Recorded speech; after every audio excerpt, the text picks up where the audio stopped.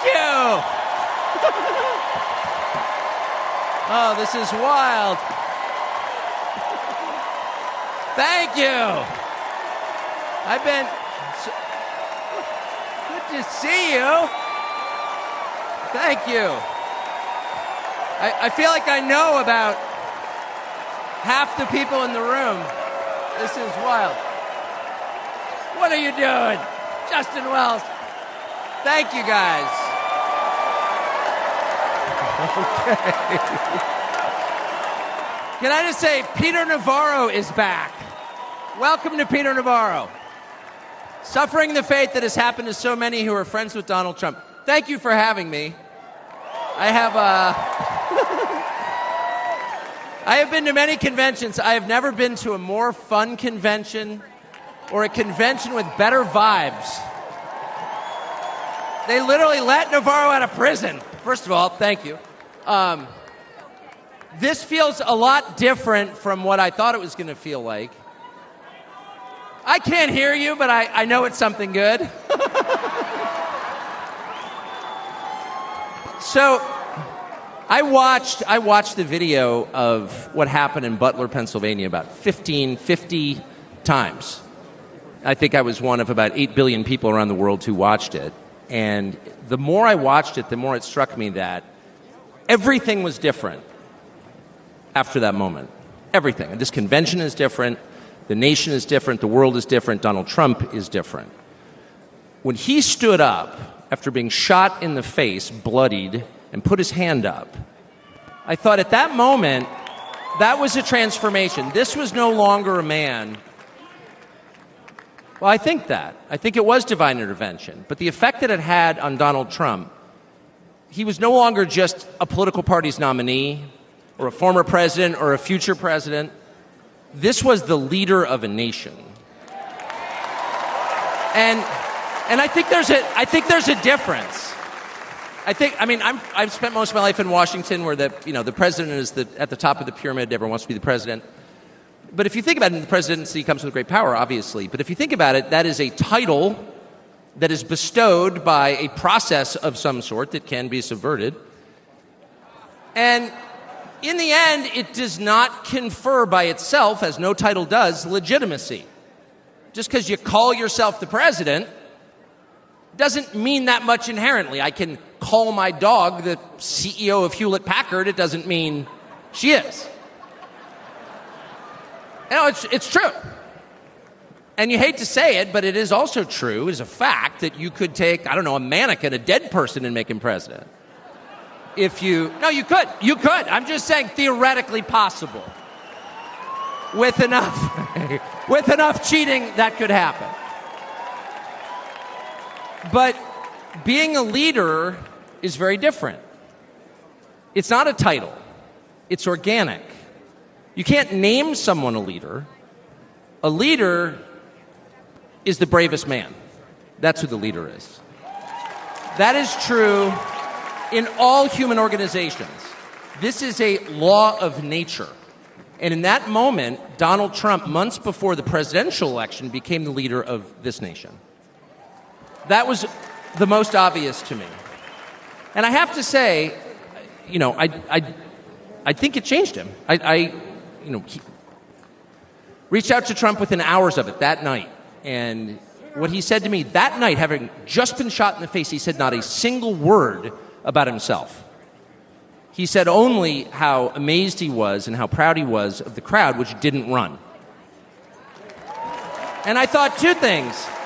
The first thing I thought was, well, of course they didn't run. His courage gave them heart. A leader's courage gives courage to his people. And the second thing I thought was, this is the selfish guy I've been hearing about for 9 years? Really? Not a word about himself? About his people, period. And the second thing I noticed, which I don't think anyone has remarked upon in public, but I'm just going to since I don't have a script, why not? Is that he turned down the most obvious opportunity in politics to inflame the nation after being shot. To inflame the nation. Which is an opportunity that almost every other politician I've ever met, and certainly his opponents, would have taken instantly. And they would have said, well, what is this? How did he get shot? How did this happen? And those are real questions that we have to get to the bottom of. But in the moments, the days, the week after the shooting, he did not say that. He did his best to bring the country together. And I thought, this is the divisive figure? This is the irresponsible person? No. This is the most responsible, unifying behavior of a leader I think I've ever seen. So the question is, where is he leading us? And I could go on for hours, but let me just sum it up. I do think the entire point from the famous escalator ride 9 years ago until today of Donald Trump's public life has been to remind us of one fact, which is a leader's duty is to his people, to his country, and to no other. That's the point. That's the only point. And another word for this is democracy. Democracy, in case you're a little sick of being beaten in the face with democracy on television, actual democracy is the proposition that the citizens of a country own that country. They're not renters, they're not serfs, they're not slaves, they are the owners of the country. And for that to be true, their leaders have to represent them, which is another way of saying they have to do what the people want them to do, or a close approximation thereof. But if they completely ignore what people want, not just 1 year, but generationally, say for 50 years, then it may be, I don't know what, it's not a democracy. And so I think the entire Trump project, paradoxically, is attacked as an enemy of democracy, is to return democracy to the United States. Hey, let's pay attention to what people actually want. And the lack of interest in that question in Washington is something that ultimately drove me out of the city after 35 years. Lawmakers stepping over the prostrate bodies of their fellow citizens ODing on drugs to go cast votes to send money to some foreign country. Yeah, actually, we've lost more Americans from drugs in the past 4 years than we lost in World War II. Yeah, our bloodiest war. More than we lost in World War II. Does anybody care? It is pathetic. It is pathetic. And do you hear a single word from Washington about doing anything about it? We know where the drugs are coming from. We know the supply routes. The U.S. military spent billions bombing the Ho Chi Minh Trail. You don't see our commander-in-chief suggesting that we use our military to protect our country or the lives of its citizens. No. That's for Ukraine. And it's too much, actually. It's too insulting. It's too insulting. It's a middle finger in the face of every American. It's a very clear statement, which is unmistakable. And that is, we don't care about you. And Donald Trump, whatever you say about him, and I think he's a wonderful person. I know him well. By the way, the funniest person I've ever met in my life, actually. You can't be funny without perspective or without empathy, which is true. But everything else about Trump aside, he actually cares because he's interested in the people who live here because that's his job. A father's job, his duty is to his family.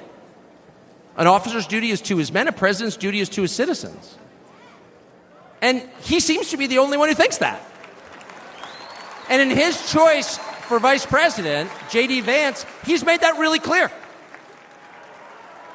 J.D. Vance, I'll say this about him, is a thoroughly decent man, and I'll just admit it, a friend of mine, one of the very few politicians in Washington who actually is very close to his own wife, which is wonderful to see.